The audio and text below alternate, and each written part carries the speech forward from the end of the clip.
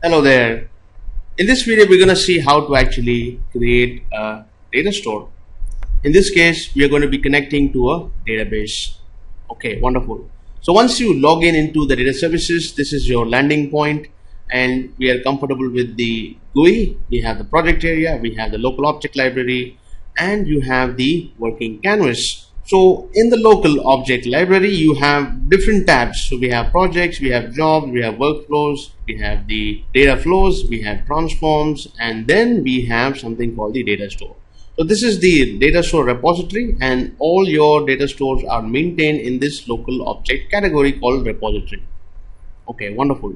Now we are going to connect to a database called HANA. So before you actually connect to HANA, you need to know a set of things. You need to know the server it belongs to, which is the host name. You need to know the instance number. You need to know the credentials of your database.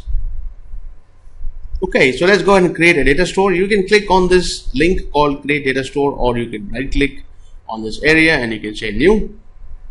Now give it a name. So I'm going to say HANA_demo, and this data store type is database. We're going to leave it at that. We do have a set of options here. And then the database type itself is SAP HANA. Database version is 1.x.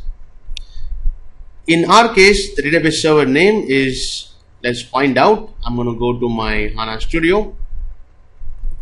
You can use a similar procedure to figure out the database server name for your HANA database.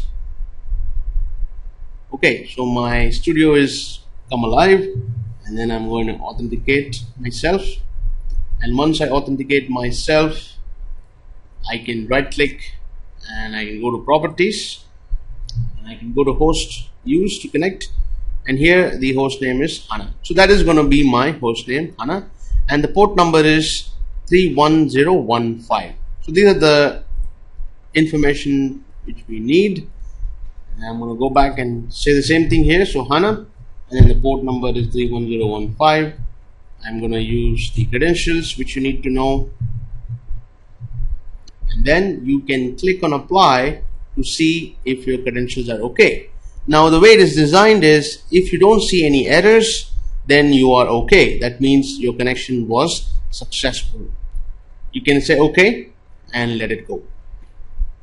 Now you see that once you say okay, you will have an entry in your repository, and if I open my entry, you see 3 different folders: functions, tables, and template tables.